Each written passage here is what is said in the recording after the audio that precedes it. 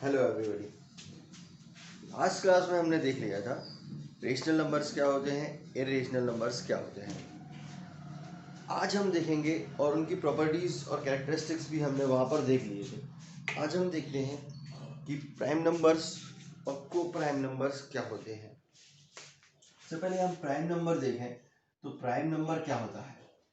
वैसे तो prime number की कोई पर्टिकुलर डेफिनेशन नहीं है, वो कुछ भी हो सकता है, ठीक है, कुछ भी हो सकता है। पर प्राइम नंबर एक ऐसा नंबर है जिसके फिक्स्ड टू फैक्टर्स होते हैं, ठीक है। ये शब्द याद रखना, fixed two factors only. Fixed two factors, केवल इसके दो ही फैक्टर होंगे, मतलब ये सिर्फ दो से ही डिविजिबल होगा, ठीक। एक होगा वन से, सिर्फ वन से, और एक होगा नंबर इटसेल्फ, ठीक है। ये इसका एक बेसिक कैरेक्टरिस्टिक है, या हम कह सकते हैं कि ये इसकी प्रॉपर्टी है कि प्राइम नंबर वो नंबर होगा जिसमें दो फैक्टर्स होंगे, ओनली टू फैक्टर्स, एक वन होगा और एक नंबर इटसेल्फ होगा, ठीक है। और इसका कोई विशेष रूल होता नहीं है कि कोई विशेष रूल हो। अच्छा, स्मॉलेस्ट की अगर हम बात करें कि स्मॉलेस्ट, तो स्मॉलेस्ट प्राइम नंबर हमेशा टू होगा, ठीक है। वन हमारा प्राइम नंबर नहीं होता, ये बात भी याद रखें। कई बार एग्जाम में वन के रिलेशन में क्वेश्चन पूछा गया है, ऑप्शन में हमेशा वन दिया जाता है कि स्मॉलेस्ट प्राइम नंबर बताएं, तो स्मॉलेस्ट प्राइम नंबर हमेशा टू होगा, ठीक। ये बात समझ में आ गई होगी, ठीक है। और एक और मैं अगर रोचक बात बताऊं तो ये जो टू है, it is the only even prime number. ये केवल और केवल एक ही इवन प्राइम नंबर है, क्योंकि बाकी सारे के सारे जो भी प्राइम नंबर्स होते हैं वो ऑड होते हैं, एक्सेप्ट टू। ये बाकी के सारे जो प्राइम नंबर्स होते हैं वो ऑड होते हैं। सिर्फ एक टू ही एक ऐसा नंबर है, सिर्फ टू ही एक ऐसा नंबर है जो कि इवन होता है, बाकी सारे के सारे प्राइम नंबर्स होते हैं, ठीक है। एक और मैं एक रोचक बात बताता हूँ कि जितने भी प्राइम नंबर्स होते हैं वो एक लॉ को फॉलो करते हैं। वो लॉ है 6n ± 1। जितने भी प्राइम नंबर्स होंगे वो इस लॉ को फॉलो करेंगे, 6n ± 1। ये सिर्फ 2 और 3 पर लागू नहीं होता, सिर्फ 2 और 3 पर लागू नहीं होता, बाकी सभी पर लागू होता है, ठीक है। जैसे 7 एक प्राइम नंबर है, तो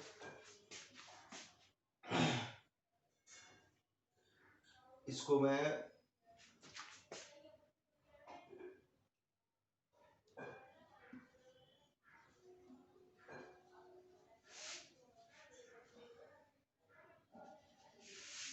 n is equal to natural number, ठीक है। अब जैसे 13 है, ठीक है, 6 का 2 से मल्टीप्लाई किया, -6 का 2 से मल्टीप्लाई किया 12 + 1 13। 7 हमारा प्राइम नंबर है, 7 को देख लेते हैं। यहाँ पर n की वैल्यू 1 रखेंगे, नेचुरल नंबर 1, 6 × 1 = 6 + 1 7, मतलब हर जगह ये वाला रूल फॉलो होगा। इसका मतलब ये नहीं है कि जहाँ पर ये रूल लागू हो वो सारे के सारे नंबर प्राइम नंबर्स हैं, ये मैंने बिल्कुल नहीं कहा। पर सारे के सारे जो प्राइम नंबर हैं वो इस रूल को फॉलो कर देंगे। जितने भी प्राइम नंबर हैं, अगर आपको प्राइम नंबर चेक करना है कि ये प्राइम नंबर है कि नहीं है, तो हम इससे चेक कर सकते हैं कि पर सारे के सारे नंबर जो इसको फॉलो करते हो वो प्राइम नंबर हो, ये सही नहीं है, मतलब ऐसा पॉसिबल नहीं है। ओके, नेक्स्ट हम देख लेते हैं को प्राइम नंबर्स। हाँ, एक और बात, कॉन्जिक्यूटिव प्राइम नंबर्स जो 2 और 3 है, इसको हमेशा हम कहते हैं consecutive prime numbers. Okay, consecutive prime number का मतलब होता है एक के बाद दूसरा एक नंबर आना, मतलब सीरीज में नंबर चलना। तो प्राइम नंबर्स एक साथ तो होते नहीं है, सिर्फ अकेली एक ही पेयर को छोड़ के। ये 2 और 3 जो है वही एक कॉन्जिक्यूटिव प्राइम नंबर होता है। अगर 1 से लेके हम 100 तक की बात करें, अगर 1 to 100 की हम बात करते हैं तो टोटल 25 प्राइम नंबर्स यहाँ पाए जाते हैं। ठीक है, एक हम लिमिट की अगर हम बात करें तो 1 से लेकर जब भी हम 100 तक चलेंगे तो टोटल 25 प्राइम नंबर्स हमको प्राप्त होंगे। ठीक है, अब इस पे क्वेश्चन कैसे आता है ये जानना हमको क्यों ज़रूरी है, ये देख लेते हैं। कई बार ऐसा क्वेश्चन आता है कि 25 तक के नंबर्स में 1 to 25 find the average of the prime number between 1 to 25, इस तरीके का क्वेश्चन आता है। तब हमको इस फॉर्मूले से या इस चीज़ को याद रखना है कि अगर 1 से 100 तक आए तो हमारे पास सिर्फ 25 प्राइम नंबर्स होते हैं। ठीक है, प्राइम नंबर की बात एक और इसका एक सपोर्टेड फैमिली मेंबर्स होता है, वो होता है को प्राइम नंबर। ठीक है, प्राइम नंबर हमने देख लिया कि प्राइम नंबर कौन सा होगा, जो कि एक और इटसेल्फ से होगा। साथ ही साथ स्मॉलेस्ट देख लिया कि ये 2 होगा, ये इवन भी अकेला एक ही होगा। कॉन्जिक्यूटिव प्राइम नंबर्स जो लगातार में आएंगे 2 और 3। फिर हम देख लेते हैं को प्राइम नंबर्स क्या होते हैं, बहुत इंटरेस्टिंग है को प्राइम नंबर्स। को प्राइम नंबर्स ऐसे प्राइम नंबर्स होते हैं जो कि जब साथ में आए, जैसे 12 है और 25 है। ठीक है, 12 है, देखो कितना बेहतरीन नंबर है कि जो भी आता है उसको काट सकता है। भाई 2 आया उसको काट दे, 3 आया उसको काट दे, 4 आया उसको काट दे, 6, मतलब बहुत सारे लोग, कोई भी आता है उसकी बेइज्जती करके चला जाता है। 25 है, 25 को भी कोई भी काट देता है। पर अगर ये दोनों आपस में मिल जाते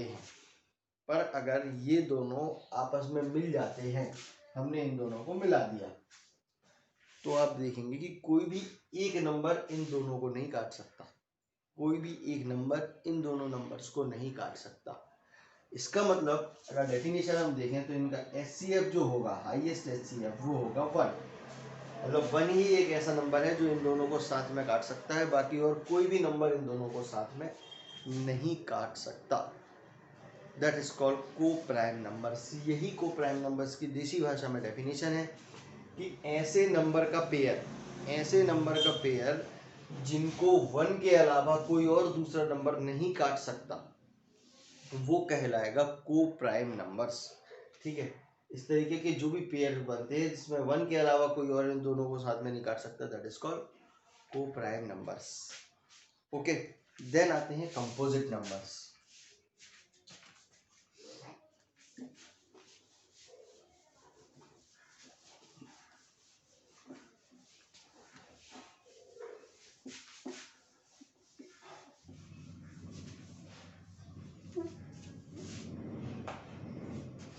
को प्राइम नंबर के बाद एक हम देख लेते हैं प्राइम ट्रिपलेट।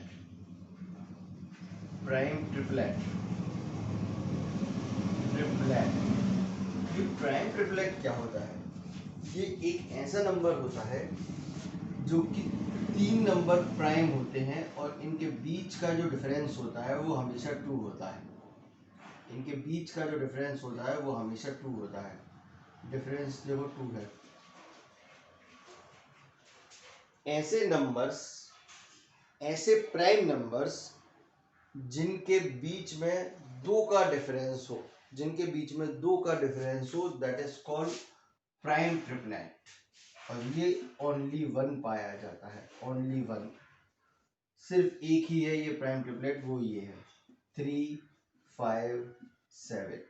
इसी को हम प्राइम ट्रिपलेट कहते हैं। 3, 5, 7 को ही हम प्राइम ट्रिपलेट कहते हैं। ठीक है, अब बात करते हैं कंपोजिट नंबर की। तो कंपोजिट नंबर क्या होते हैं उनको भी देख लेते हैं। कंपोजिट नंबर्स, अब जैसे प्राइम नंबर्स में हमने एक बहुत अच्छी डेफिनेशन देखी थी कि इसके फिक्स्ड 2 फैक्टर्स होंगे। उसी तरीके से हम कंपोजिट प्राइम नंबर्स की डेफिनेशन देख लेते हैं कि जिसके कम से कम 3 फैक्टर्स होंगे। इसका मतलब हुआ कि मिनिमम जिसके 3 फैक्टर्स होंगे वो सारे के सारे कहलाएंगे कंपोजिट नंबर्स। ठीक, बात समझ में आई? मतलब जिसके मिनिमम से मिनिमम 3 फैक्टर्स होंगे that is called composite number. ठीक है, जो सबसे छोटा स्मॉलेस्ट कंपोजिट नंबर है, जो स्मॉलेस्ट कंपोजिट नंबर है हमारे पास वो है 4। Smallest composite number 4। इसके फैक्टर्स देख लेते हैं, 1 है, 2 है और 4 है। मतलब मिनिमम इसके 3 फैक्टर हैं, that is called composite number. ठीक है, और जो 1 होगा हमारा, जो 1 होगा वो नाइदर, इस चैप्टर में सबसे इंपॉर्टेंट बात है, 1 कोई भी प्राइम नंबर नहीं है। ठीक है, 1 को हम क्या डेफिनेशन दे सकते हैं, 1 तो एक प्राइम नंबर भी नहीं है और इसके कोई 3 फैक्टर्स भी नहीं है, तो ये कंपोजिट नंबर भी नहीं है। अगर 1 प्राइम नंबर भी नहीं है, कंपोजिट नंबर भी नहीं है, तो 1 क्या है? तो 1 को मैथमेटिक्स में डिफाइन किया है कि 1 is a unique number. 1 is a unique number. तो अगर डेफिनेशन है कभी कि यूनिक नंबर मैथमेटिक्स में कौन सा कहलाता है, तो वो 1 कहलाता है। 1 is a unique number. Okay, तो आई होप कि इतनी बातें आपको समझ में आ गई होंगी। ठीक है, अब हम डिविजिबिलिटी रूल देख लेते हैं कि डिविजिबिलिटी रूल क्या होता है, क्योंकि अभी हम आगे जो सिंप्लीफिकेशन करेंगे उसमें बहुत महत्वपूर्ण जो चीज़ रहेगी वो रहेगी डिविजिबिलिटी रूल, कि किस नंबर से आप काट सकते हैं, किस नंबर से हम नहीं काट सकते। That is called divisibility rule.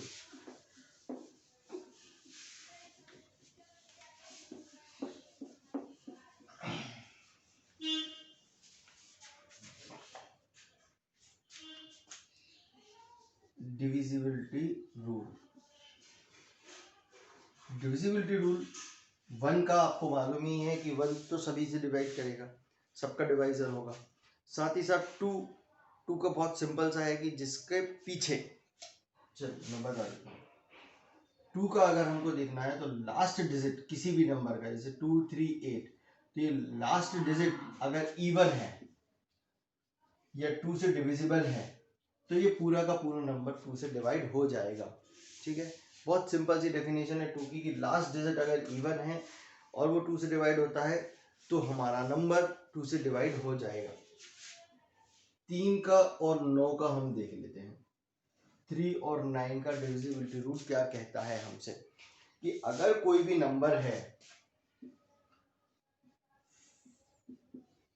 एक बड़ा सा नंबर हमने ले लिया, ठीक है, ये बड़ा सा नंबर हमने ले लिया। अब हम देखते हैं कि ये नंबर 3 से डिविजिबल है और 9 से डिविजिबल है कि नहीं है, दोनों को साथ में लेके चलते हैं। तब हमको क्या करना है कि इनको सारे के सारे डिजिट्स को, नंबर को नहीं, इन सारे के सारे डिजिट्स को हमें एड अप कर देना है।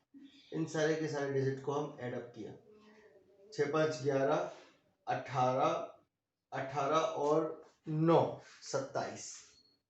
ठीक है, इनको जो हमने ऐड किया तो निकल के आया 27। तो अब अगर ये नंबर जो 27 है ये 3 से डिवाइड होगा तो ये पूरा का पूरा नंबर भी डिविजिबल बाय 3 होगा।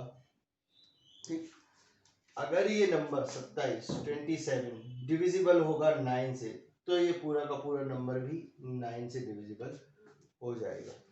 ठीक है, मतलब सीधा सा फंडा है कि कोई भी नंबर अगर ऐसा है कि जो जिसको पूरा का पूरे डिजिट्स को ऐड कर देते हैं और ऐड करने के बाद अगर वो 3 से डिवाइड हो रहा है तो 3 से डिविजिबल हो जाएगा, 9 से डिवाइड हो रहा है तो 9 से भी डिविजिबल हो जाएगा। ठीक, नेक्स्ट देखते हैं 4 और 25 का। 4 और 25 का डिविजिबिलिटी रूल क्या कहता है कि अगर जिस भी नंबर का लास्ट डिजिट 0 हो या डिविजिबल हो, लास्ट डिजिट अगर 00 हो और डिविजिबल हो, डिविजिबल का मतलब क्या होता है कि कोई एक नंबर ले लेते हैं हम, जैसे 59872, ठीक है, 59872। अगर इसके पीछे 2 जीरो लगे हुए हैं तो ये 25 से भी डिविजिबल होगा और 4 से भी डिविजिबल होगा। तो हमने ये 2 जीरो लगा दिए। अब इसके पीछे 2 जीरो लगे हैं, मतलब ये 25 से भी डिवाइड होगा और 4 से भी डिविजिबल होगा। बट अगर इसमें ये 2 जीरो नहीं लगे हुए हैं तो हम क्या करेंगे, लास्ट के 2 डिजिट को देखेंगे। इन लास्ट के 2 डिजिट में हम ये देखेंगे कि ये डिविजिबल है कि नहीं है। तो अगर हम 4 से डिविजिबिलिटी इसकी चेक कर रहे हैं तो लास्ट के 2 डिजिट को 4 से हम डिवाइड करके देख लेंगे कि ये 72 इज डिविजिबल बाय 4 है। हाँ है तो ये 4 से डिवाइड होगा। फिर 25 का डिविजिबल करेंगे तो 25 को 72 72 डिवाइडेड बाय 25 है, नहीं है, मतलब ये 25 से डिविजिबल नहीं है। इसी की जगह अगर 75 लिखा होता कि 59875 तो 75 हम देख लेते कि 75 25 से डिविजिबल है। हाँ है, मतलब कि ये डिवाइड करने का रूल है। इसमें ध्यान रखने योग्य बात यह है कि अगर लास्ट डिजिट डबल जीरो है तो 25 से भी जाएगा और 4 से भी जाएगा।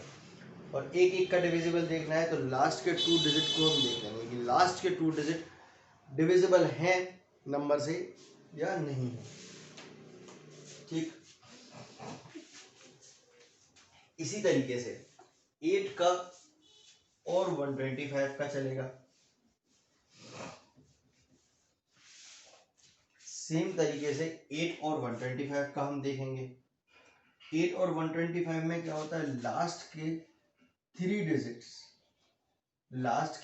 डिजिट्स डिविजिबल होंगे या नहीं होंगे हम देखते हैं।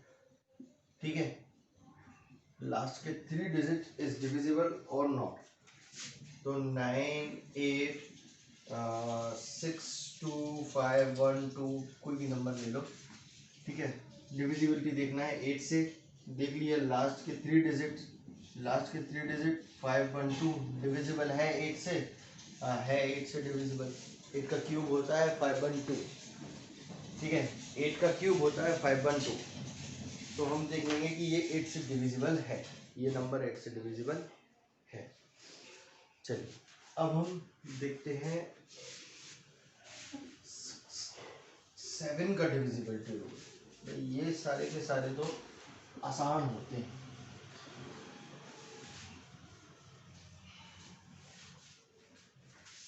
ये सारे के सारे तो आसान होते हैं, बड़े आसान होते हैं। 1 से 9 तक अगर निकालना है तो 1 का आसानी से निकलता है, 2 का आसानी से निकलता है, 3 का हमने देख लिया कि सारे के सारे डिजिट्स को हम एड अप कर देंगे और जो कम्युलेटिव हमारे पास टोटल आएगा वो टोटल 3 से डिवाइड हो रहा है, दैट इज डिविजिबल बाय 3। 4 का देख लिया, last 2 digit is divisible bye 4। 5 का देख लिया कि 5 जिस नंबर के भी पीछे 5 होगा या 0 होगा, दैट इज डिविजिबल बाय 5। 6 का, तो 6 जो नंबर 2 से डिविजिबल हो और 3 से डिविजिबल हो, मतलब वो नंबर ओवरऑल 6 से भी डिविजिबल होगा। अब इम्पोर्टेंट, और 8 का देखा। 8 का क्या देखा हमने कि लास्ट के अगर 3 डिजिट डिविजिबल हैं तो वो नंबर पूरा का पूरा डिविजिबल हो जाएगा 8 से।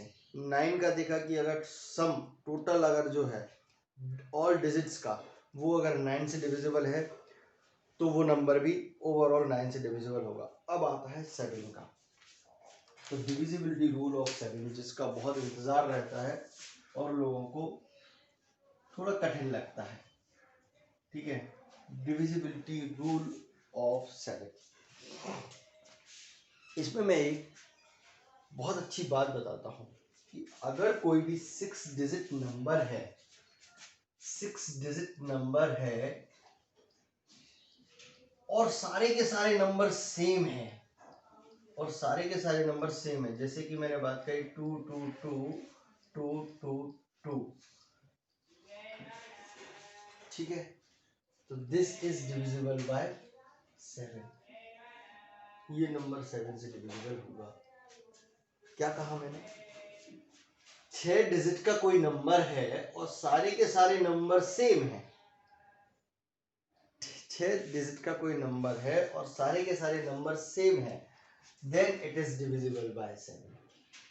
और करके देख लेते हैं 3 3 3 3 3 3, that is also divisible by 7। ठीक है, मतलब कोई भी 6 डिजिट का नंबर है और सारे के सारे नंबर सेम हैं, सारे के सारे नंबर सेम हैं, तो वो डिविजिबल होगा हमारा 7 से।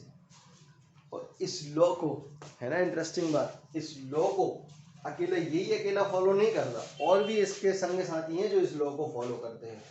वो 11, 13, 37, 1001, इसके और 7 तो है ही है, तो ये इसके इतने 4 दोस्त और हैं जो इसी लॉ को फॉलो करते हैं। ये 4 दोस्त भी इसके इसी लॉ को फॉलो करते हैं। ठीक है, दूसरा देख लेते हैं। दूसरा हमसे कहता है कि 6 डिजिट का अगर नंबर है कोई, दूसरा रूल भी देख लेते हैं कि 6 डिजिट का अगर कोई नंबर है और 2 इक्वल पार्ट में डिवाइडेड है, जैसे कि 132, 132 6 डिजिट का नंबर है और 2 इक्वल पार्ट में डिवाइड है, 2 इक्वल पार्ट्स में अगर वो डिवाइड है, 2 इक्वल पार्ट्स में अगर वो डिवाइड है इस तरीके से कि 132, 132, तो भी वो 7 से डिवाइड होगा।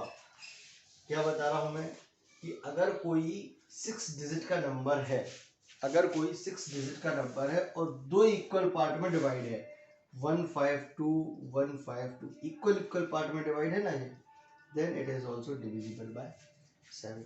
अब इसको निकालने की जरूरत नहीं है, ये तो अगर आपके एग्जाम में क्वेश्चन बन के भी अगर आएगा ना, तो अगर अलग से पहचान लो कि अगर 6 डिजिट नंबर है और सेम है तो डिविजिबल है 7 से।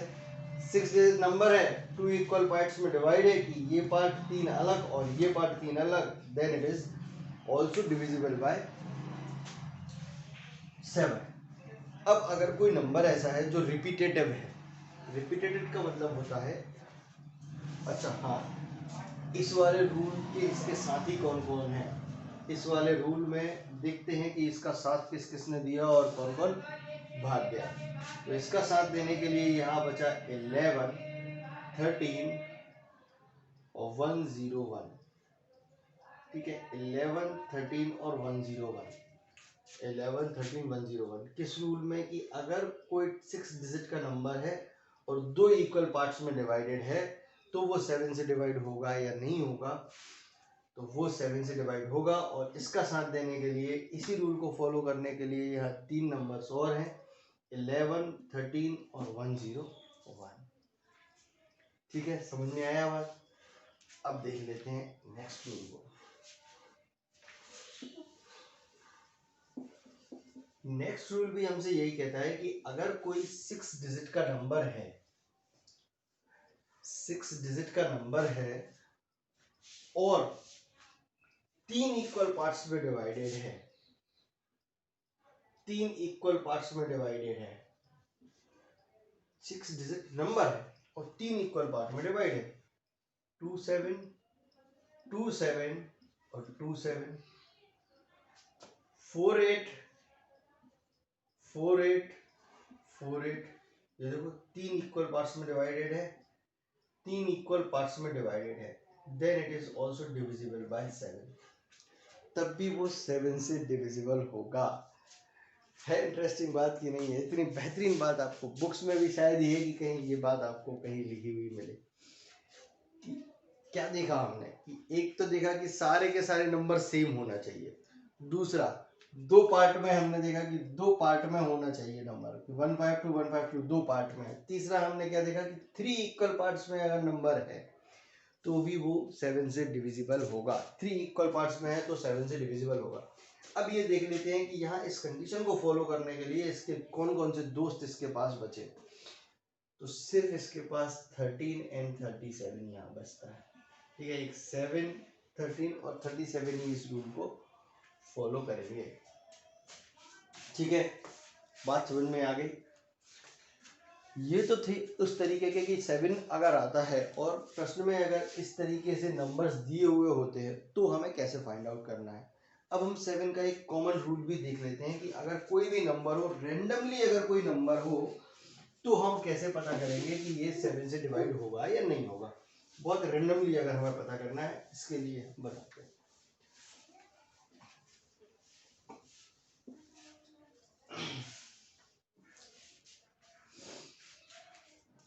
कोई भी नंबर है, सपोज करें 266 ले लिया अपन ने, 266 7 से डिविजिबल है या नहीं है, ये देखने के लिए तो एक बहुत छोटा सा हमको काम करना है कि इसके यूनिट डिजिट को मल्टीप्लाई करना है हमें 2 से। ठीक है, यूनिट डिजिट को उठाना है और मल्टीप्लाई करना है हमें 2 से। ठीक, और फिर इसको सब्ट्रैक्ट कर देना है रिमेनिंग नंबर से। बस इतनी सी बात आप समझ गए। क्या बोला मैंने? यूनिट डिजिट को मल्टीप्लाई करना है आपको 2 से और सब्ट्रैक्ट कर देना है रिमेनिंग नंबर से, बस। यहां देखें, यहां हमारे पास 6 है, 6 यूनिट डिजिट है।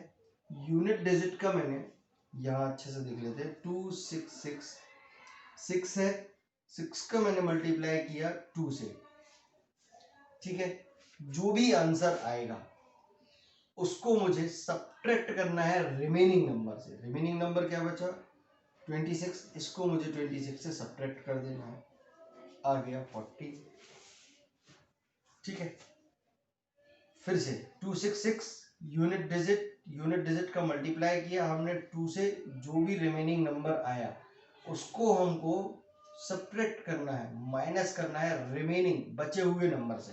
इसको तो हमें उठा ही देना था। ठीक है, यूनिट डिजिट को हटा के ही बाकी रिमेनिंग नंबर से हम माइनस करेंगे। माइनस करने के बाद जो नंबर आया उसको चेक कर लेंगे कि 7 से डिविजिबल है। ये नंबर 7 से डिविजिबल है, मतलब कि पूरा का पूरा जो नंबर है वो 7 से डिविजिबल होगा। ठीक, बात समझ में आई? नहीं आई तो फिर से मैं एक बार रिपीट कर देता हूँ। कोई भी नंबर है उसके यूनिट डिजिट में मल्टीप्लाई करना है 2 से। ठीक है, मल्टीप्लाई किया हमने 2 से, जो भी आंसर आएगा उसको माइनस कर देना है रिमेनिंग बचे हुए नंबर से। ठीक है, तो अगर डिविजिबल है number is divisible, then total whole number is divisible by 7। ये 7 का कॉमन रूल है। ठीक है, this rule is common for all 7s। Okay, और बाकी जो 7 के हमने 3 रूल बताए वो तो है ही है। देन हम देख लेते हैं 11 का। 11 का बड़ा कॉमन रूल है, सभी को मालूम होता है वैसे।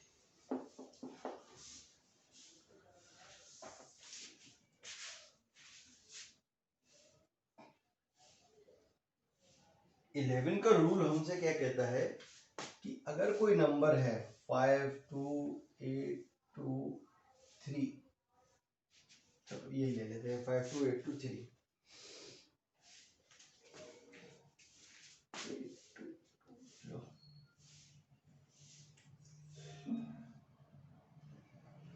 एक और बढ़ा दिया।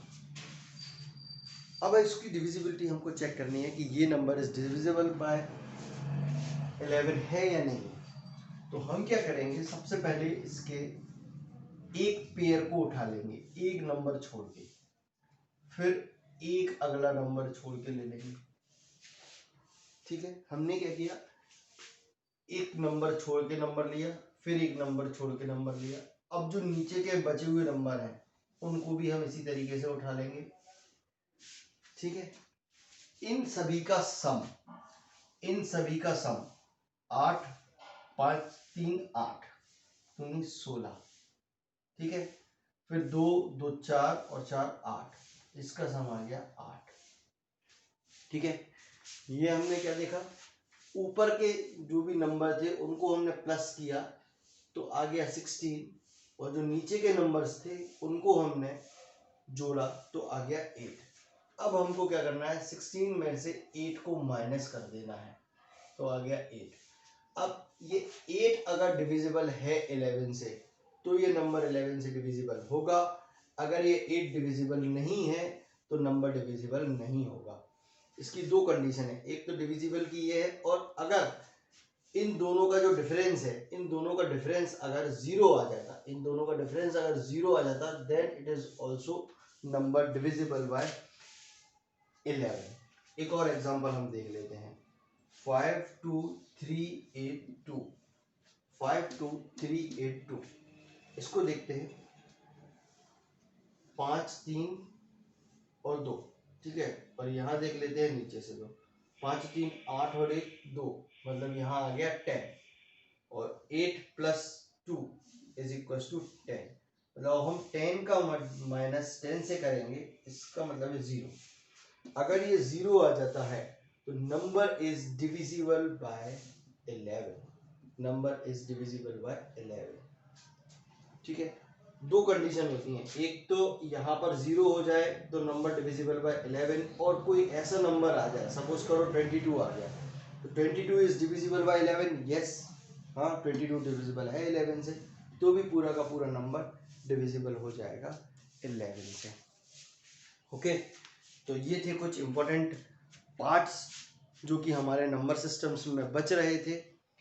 आई होप कि आपको बहुत अच्छे से समझ में आए होंगे कि प्राइम नंबर्स क्या होते हैं, को प्राइम नंबर्स क्या होते हैं, कंपोजिट नंबर्स क्या होते हैं, divisibility of 7, divisibility of 11। Okay, तो signing off the session, Anurag Jain, have a nice day.